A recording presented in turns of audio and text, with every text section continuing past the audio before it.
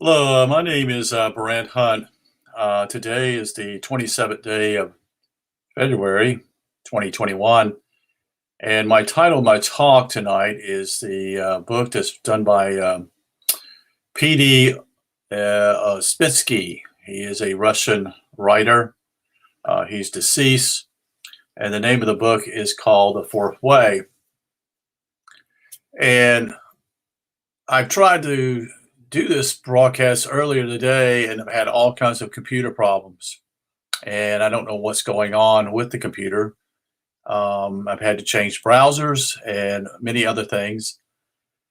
And so, obviously, um, I'm trying to share with you something important, I feel, because most of us think that we are awake. Most think that we are aware of what's going on.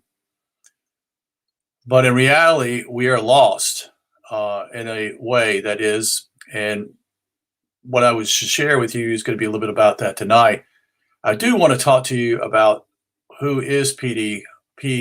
Ouspensky. Uh, P.D. Ouspensky is a Russian writer. He is someone who has, what would I say, was seeking a different way. And what this is a study of psychology, that is the incompleteness of man, the study of the world and the study of man principle, of scale possible, evolution self-study. In other words, this is all about you discovering who you are. And the key figures at that time, that is the writers and those who proposed this idea were Gertrude, who was from Georgia, that is in southern Russia, and also Maurice Nicole, which was it was in psychology. He studied not only under Gertrude and Ouspensky, but he also studied under Carl Jung. And he is the one who wrote some books, basically wrote 6 volumes, actually 5 volumes, dealing with Gertrude's perspective on psychology. All of them tend to come with the same perspective. That is, that man himself is mechanical. And you can see that in us as I go on, and we'll try to explain some of these things. One of the things also that is important for us to understand is that with Gertrude, his perspective was simply is that at a very young age, we were what we would call aware, or I don't know if I used the word awake, but aware, sensitive as a child for the first 4 or 5 years, depending on the child and what took place. And this is key because he discovered this in the early 1900s. Gertrude traveled many places, especially in the Middle East, in southern parts of probably what we call part of the Ottoman Empire at that time, and also parts of India and parts of also of southern Russia. He was seeking to find out something that was beginning to disappear, and he would go into what we would call the countryside of these countries. He was no longer involved in anything to do with the city dwellers because they had already lost what was being passed down from generation to generation. And he began to realize something, what was going on, and he realized simply is that man is mechanic. He's mechanical. He says the same things. And I shared a video a little bit about this probably a month ago, 2 months ago, as I walk into a particular store and another gentleman, and the gentleman repeats the same thing. You say, what do you mean? Well, he greets me and then he goes to spill, and the spill is the same thing. What I mean by spill, How are you doing? Such and such, da da da. We say, well, that's just beginning. Yes, I agree. But when I ask more questions, it still is more of a spill. So he is actually not aware. He's just simply like a recorder in his brain. He's saying certain things, and I see it. And I'm sure I don't see it myself. That's the key here. I'm not pointing fingers at him because it's probably in my life also. Because we are mechanical, because we've become mechanical in this age. And part of that has to do, if I could suggest this, is how machinery has affected us. That is, from basically since the start of after the Civil War, the war between the states here in America, that started. The process began even before then, because education was introduced in the 1820s and 1830s in the northern parts of the United States. It did not take as much glue to actually in the South. It was not adhered to quickly, and many people opposed it because most families had children, and those children were used in the planting and harvesting of crops. So it was not as involved as it was with what we call Horace Mann's idea. And Horace Mann obviously knew what he was doing. He wasn't stupid. And what he was doing was simply at that point was beginning to what I would call harvest souls, or re-educating them, because you need to re-educate your citizens to keep them in the right place, so to speak. And so what's happened is simply man has become lazy in many ways. You don't see many people harvesting things even today. If it's even a small farmer, he's not doing it all by hand. He's got a tractor. He's got someone probably either working for him who's planting seeds, or he's got a planter on his tractor also. So he's not doing this, himself, and he's depending upon machinery, mechanical. And so these guys saw this happening already and began to realize this is going to be gone. That is, those who were what I would call the old ways were going to be gone. And that's why he went to India. That's why he went to these other countries in Middle East, because he was seeking to find the truth. And he knew something was wrong. And basically, Ouspensky, his book called The Fourth Way, he was asked simply to do this, and it's important you understand it. He gave the answers. You see, he had a lecture. He did lectures in England and also in the United States. And someone asked him, when is he going to publish a book on the lectures? And he says, no, I'm going to publish the books on the answers. In other words, people would ask questions from the audience and come up, and then he would answer their questions, because he felt that was far more important than what he was sharing and lecturing, because he was trying to answer their questions after the lecture. And people say, well, why is he doing that? Well, because the idea simply is the lecturing just introduced the idea. You follow? And so in reality, we ourselves, we think that we're what we call a one eye. In fact, we say, I like ice cream, or I like to go to the beach. It's all the implying that simply is, up here, there's just one of us. And Gertrude and Ouspensky and Maurice Nicole discovered there's more than one of us up there. You see. And so they decided that simply is they agreed that basically there are four parts of the mind, and there are many eyes. And I noticed simply as I've gotten older, I'm thinking when I was younger, I never had these thoughts. I never was asking. I would never have these thoughts running in my mind. I never have unless I just never noticed. But as I've gotten older, I have these thoughts running through my mind. So and it doesn't shut up. It's constantly talking.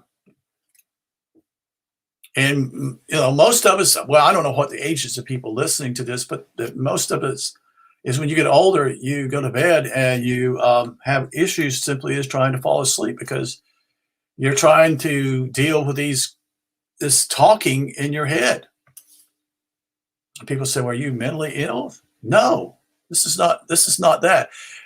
The other thing is critical for you to understand in this whole realm, because I'm trying to explain it as best I can, is that modern psychology is not looking at this at all.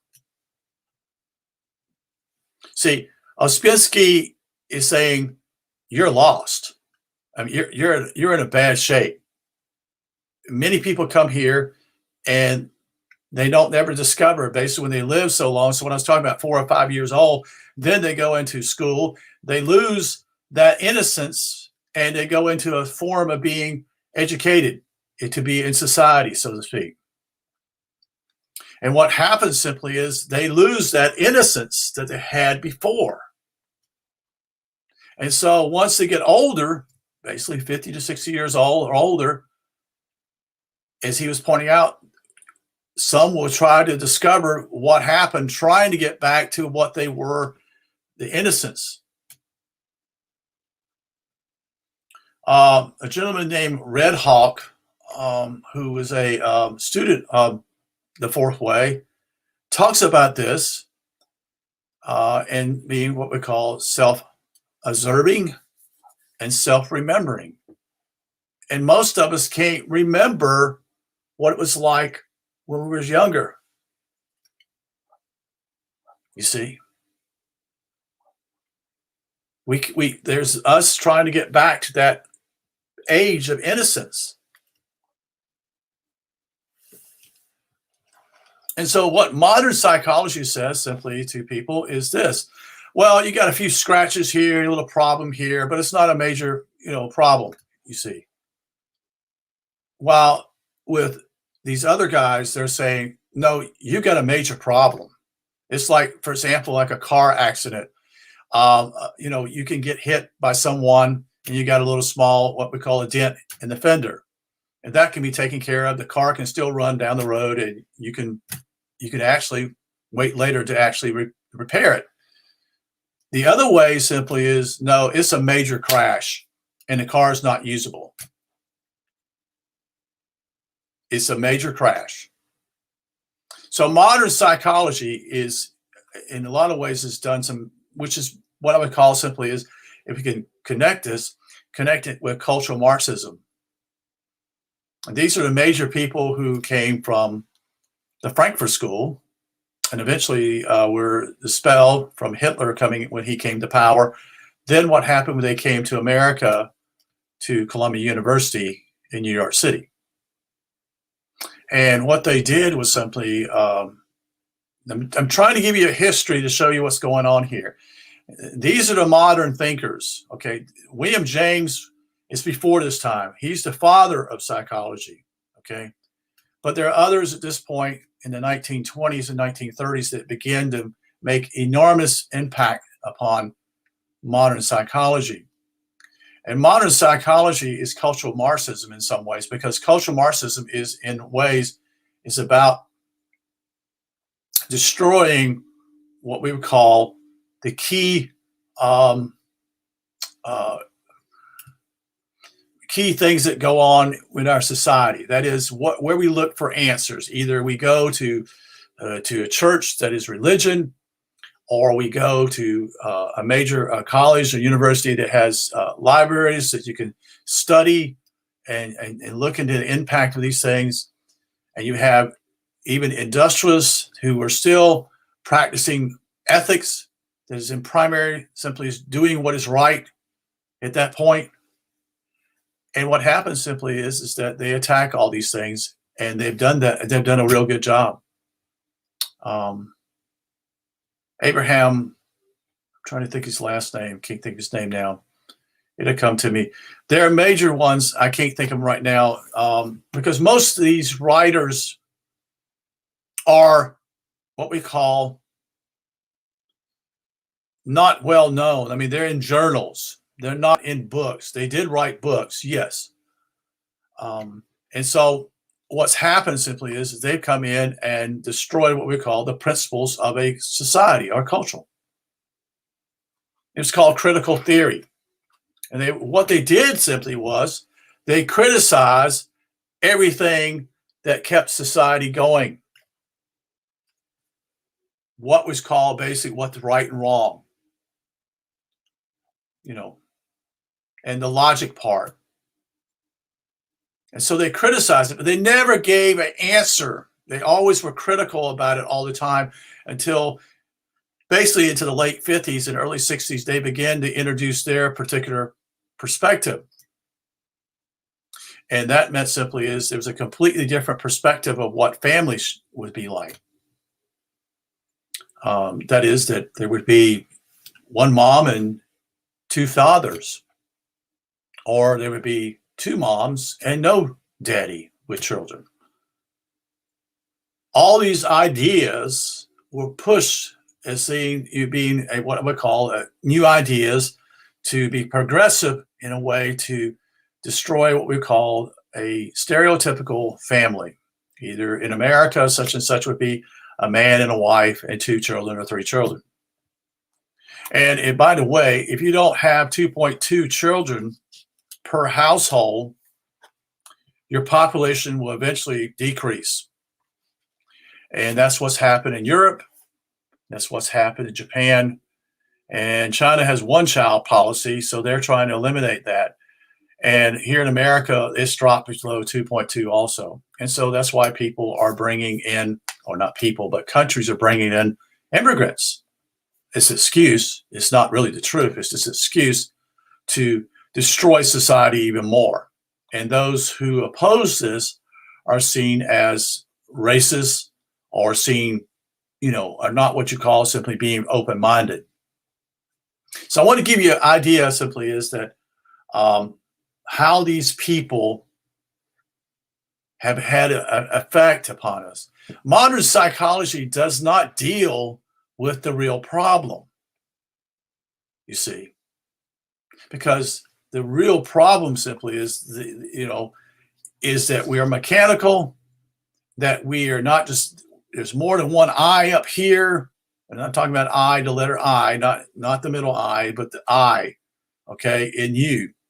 And it's divided. And it being divided means that simply is it doesn't know itself. It's not whole. And if it's not whole, it's not getting along real well. There's not congruency. There's not what we call being on the right ship. In other words, we're going like we have a goal in our life, such and such. I'm just giving an illustration now.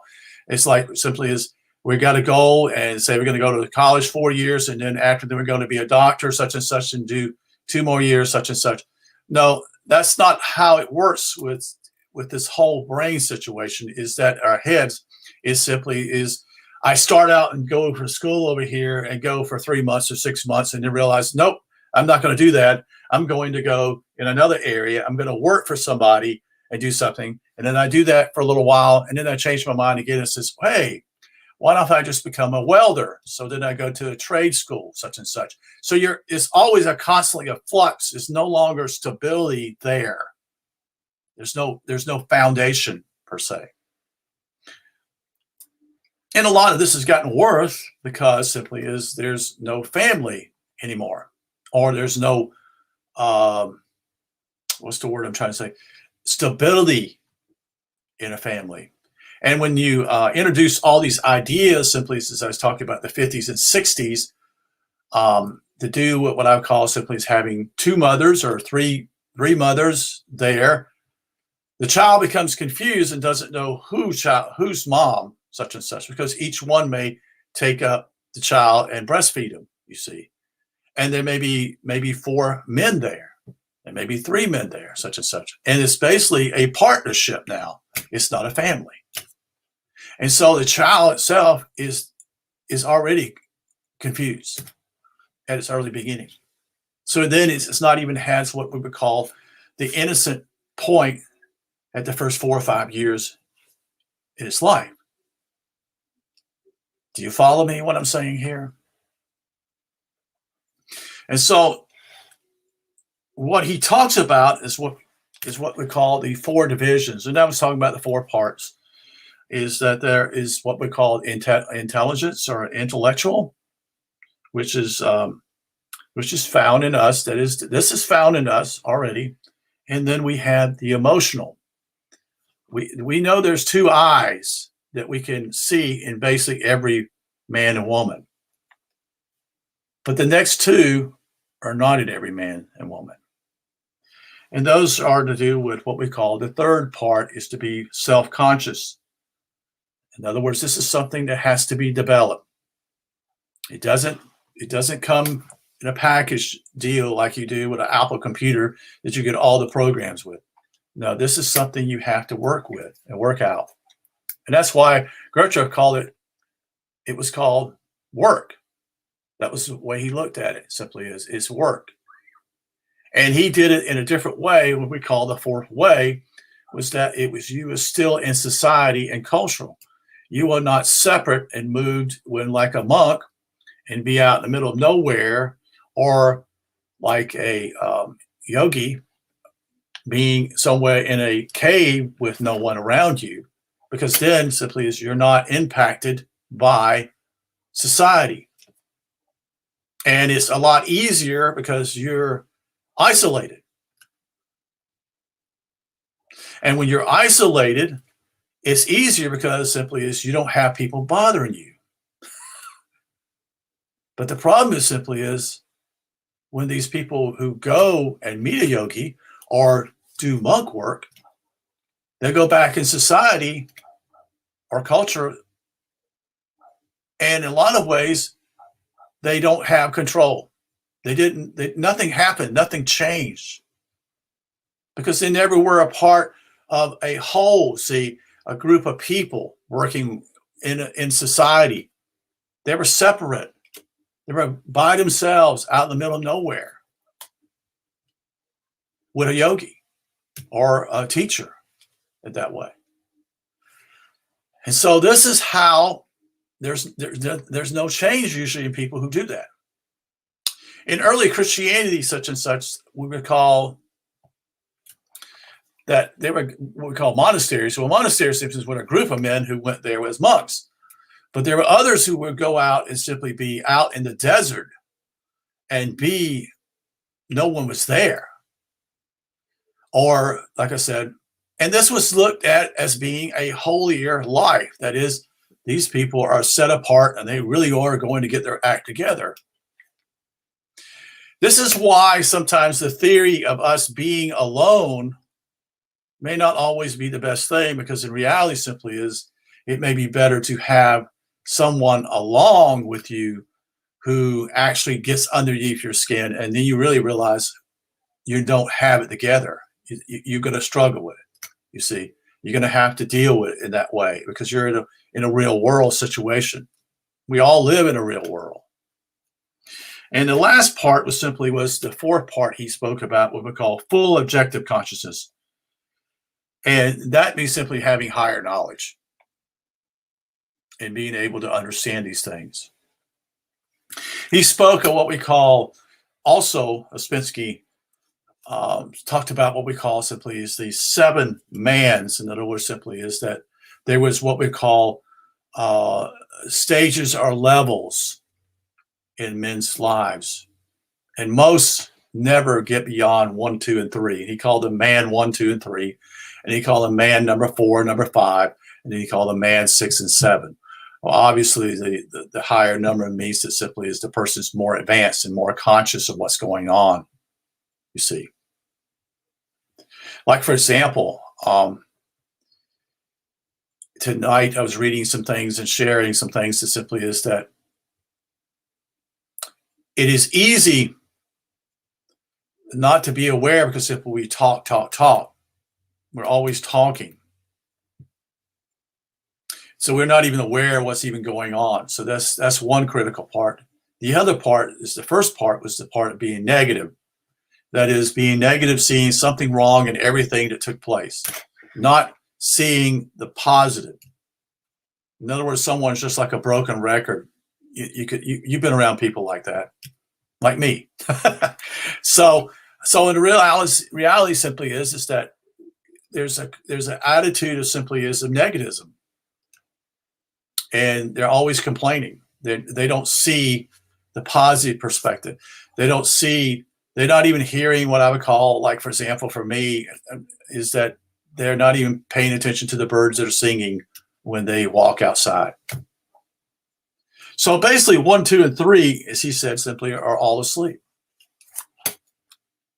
Now this is really, it scares you. It should scare you, because almost everybody is in 1, 2, and 3. Everybody. You see, and it's been that for, as my friend from Australia shared, it's been like this for millions of years.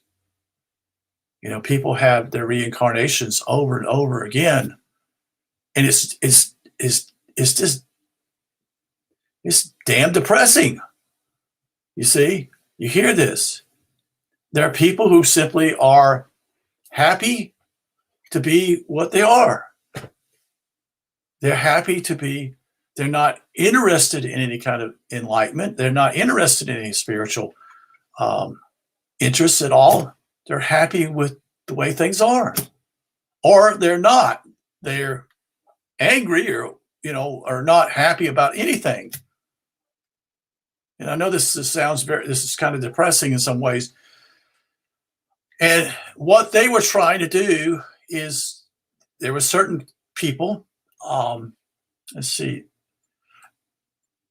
Let me show you this one little thing here. This is something else I want to show you here. This is Maurice Nicole's one of his psychology commentaries. Okay, and he was in England, and he passed away, I think, in 1970, I think it was. And he's the one I told you simply is that not only was a student of Gertrude and Ouspensky, he was also a student of Carl Jung. And these are commentaries. Now, repeat, these are commentaries of what Gertrude and Ouspensky talked about. So this is a lighter, per se. Maurice Nicole was trying to bring it down to more of a everyman's knowledge. Okay, and there's 6 volumes of this, and these volumes are 400, 300, well, actually 700 pages long. You see, so these are commentaries, per se. So when you multiply that, such and such, and there are what I call fourth-way groups in America and actually across the world, mainly in major cities, you see. And the whole idea simply is, even that, he explains, that you need to be in a group. You need to be held accountable.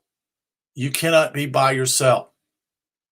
Because he understood, Gertrude understood, that no growth would take place in a monk type of influence, or being by yourself, one person. He said real growth is only going to be when you're putting the pot, the frying pan, because that's when you discover simply is that you get angry over something that you thought you had control of, or that you talk badly about yourself when you do something wrong. And part of the simply is, you have to ask yourself simply is, what happens when something goes wrong? And I get angry. I'm an Aries. And so I get angry when things don't go right. And it's usually not always with people. It's usually with computers and things I don't understand completely. I know how to operate it, per se, and get down the road and do what I need to do. But when something malfunctions, when it starts wasting my time, I get irritated. the best thing for me is simply is to need to walk away. But I tend not to do that, as Aries are. But I'm telling you my shortcomings. But you see, so I'm not any better than you are. I'm just simply sharing what is important here for us to grasp. And the beautiful part about this is simply is that you can go to Scrib, and you can either download these books and read them later, or you can read them at that point.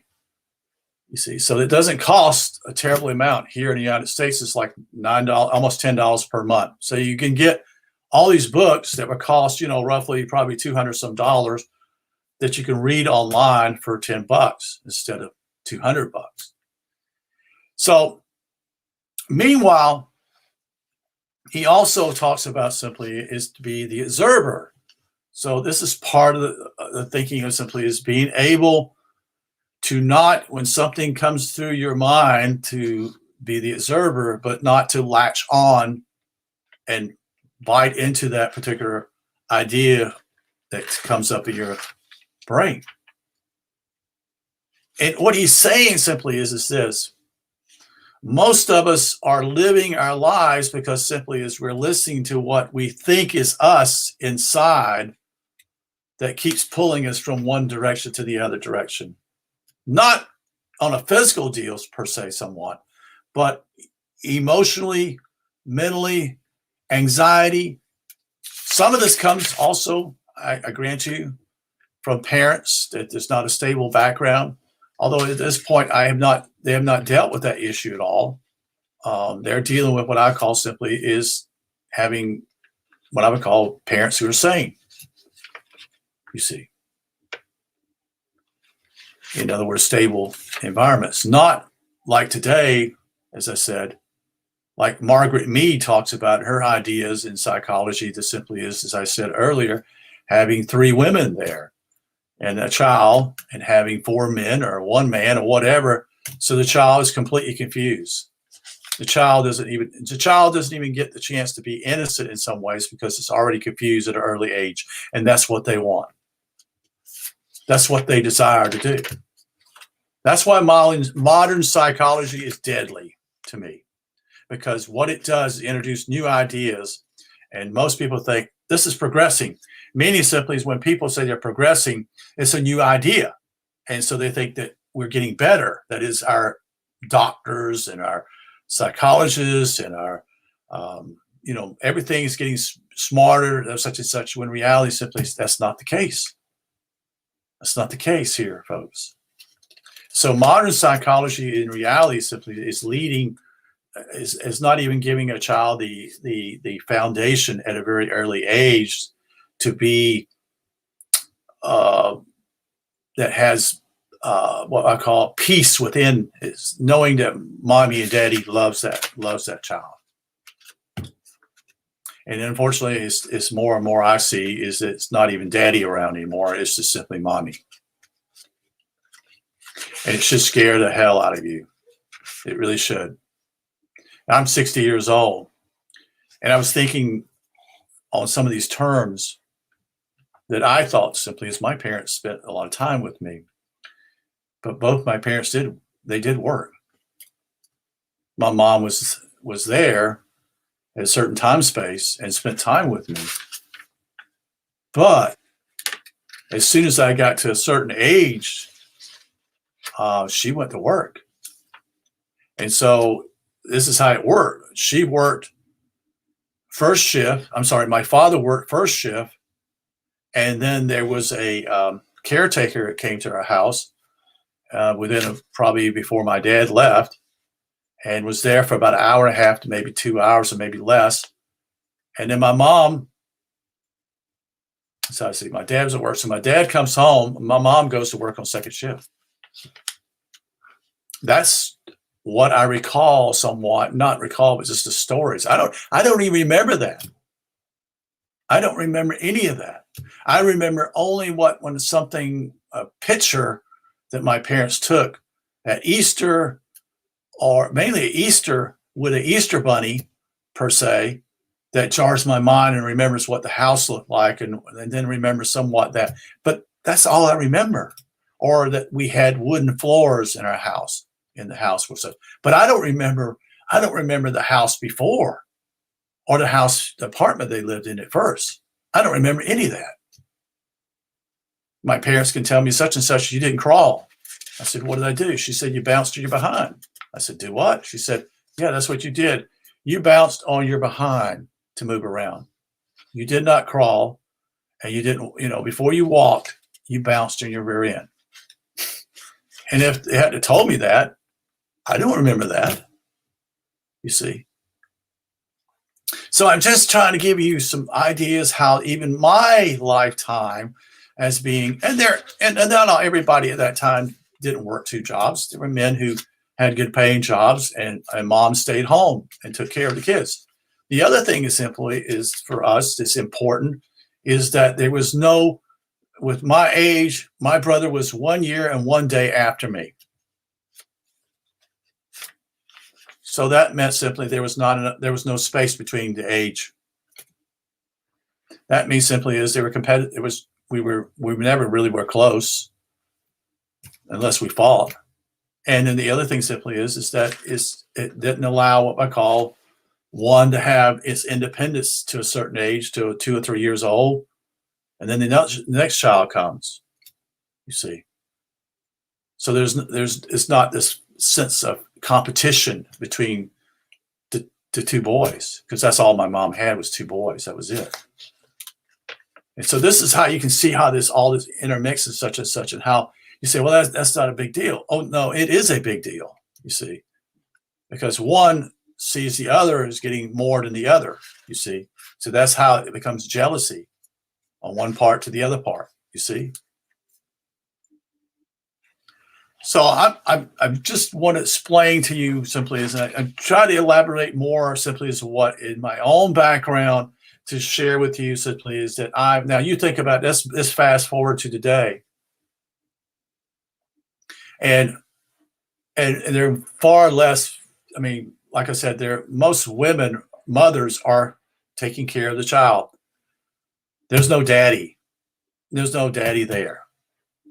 If he's there, many times he's drunk or he's not stable, you see.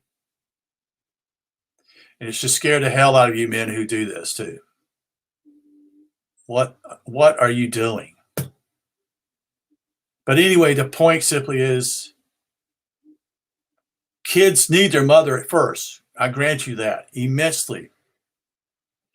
Okay.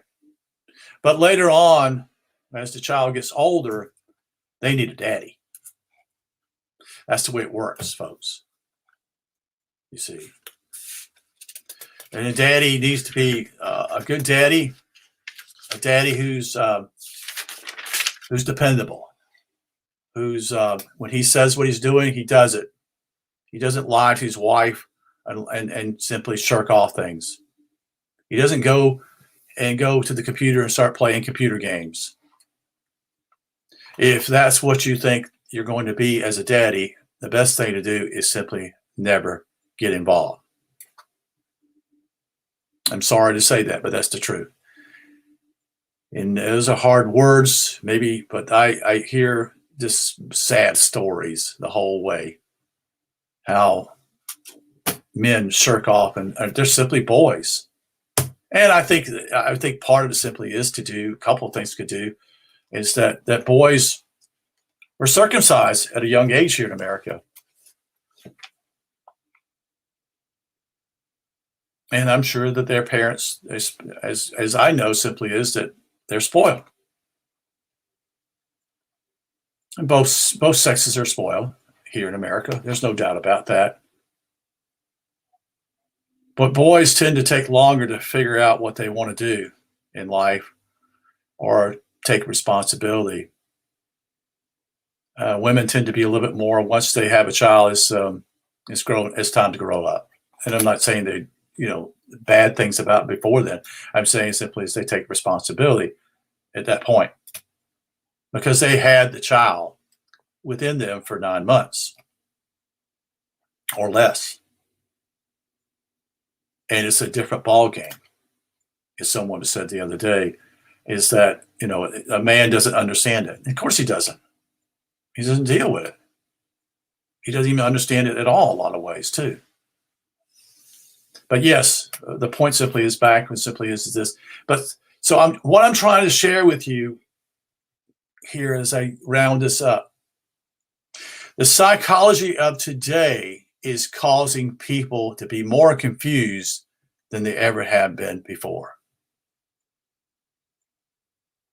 It's not leading them, because most psychologists themselves are lost too. They didn't have a good family. They're doing it simply either because they think they care or want to care, or it's an incentive to money-wise and have an office and talk to patients as a doctor is. And it's also the positions moved up. In my day, in the late 70s and early 80s in college, you couldn't get a Bachelor of Science in psychology. It was all a Bachelor of Arts. It was considered a soft science. I'm not saying that it's not important. I'm just saying simply that's the way the colleges looked at it. Science itself was a hard science. Chemistry, math, all these were hard science compared to the soft science, which we call psychology, social service, social science, and other areas per se. And so what these guys are saying simply is you got to work on yourself. And also simply one thing, what you see out there and you complain about is like saying this like this. You point fingers at somebody and say they have a problem. Well, there's four fingers pointing back to you, say you have the problem too. In fact, when you point out simply there's a problem in society with other people, those fingers are pointing back at you because you're thinking you don't have that problem. That's how asleep you are. You don't know that you do the same thing. You see, and you make excuses to do that too. You make excuses in thinking, no, I don't do that. Oh, yes, you do. You just don't see it or recognize it. And that's why simply when you point a finger to someone else and saying they've got a problem, and the realization simply is, no, you got the problem. And it's also simply what we call, what is the word? Oh, I can't think of it. It's, it basically is, it jars you. I can't think of the word, but it basically simply is you get I know what it is. I can't think of it. That makes me mad. I can't remember it. But it basically alarms you. You say you realize simply is, the trigger. That's what it's called, a trigger. It triggers you. And that means simply is if it triggers you, you also have a problem with it. Because see, it shows you, it aligns with you. So I hope that this kind of whet your throats and whet your appetites for some of this. I hope to continue to do this more in detail as I try to go in detail here. I didn't go in a lot of detail. I did talk about the law of seven. I didn't talk about some other things here. But I see this, so as he would say it simply is the point, if you don't get anything else, simply is that you are mechanical. Look around and observe yourself. Observe yourself and see how you talk to others. Like, for example, for me, I'll give you an example. When I'm sometimes with some people or just with one person, I'll share something about the good old times. That is when I was supposedly younger. And I spill that story. The problem is simply is now I realize simply is I don't just say it to one or two people. I usually share it to everybody. And then I realize my dad did the same thing. He shared the stories of what he was like, and he did the same thing.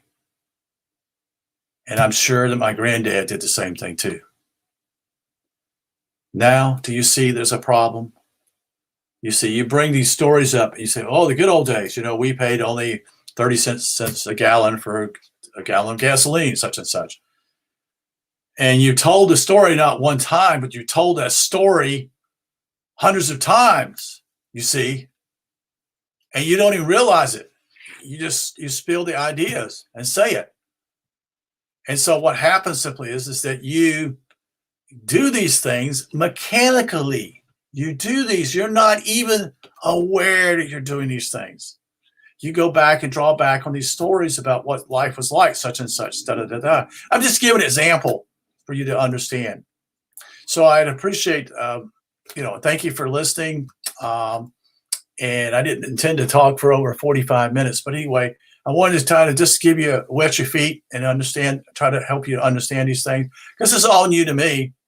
And I don't want to simply just, what I would call, I want to explain it well so people can understand and get grounded in it and understand. So I appreciate you being here tonight. And I finally got on. I would have been on much earlier the night, but due to issues with the computer, it made it a lot more harder. And I've had to use even a different web browser to try to get this out, because I felt it's important. So thank you. It will be up on Facebook. Well, actually, it'll be on Facebook Live, but actually YouTube will be later. And simply is my site, my web page, my YouTube channel simply is Discerning What Is True. And I appreciate you being attentive, and you have a good night. Thank you.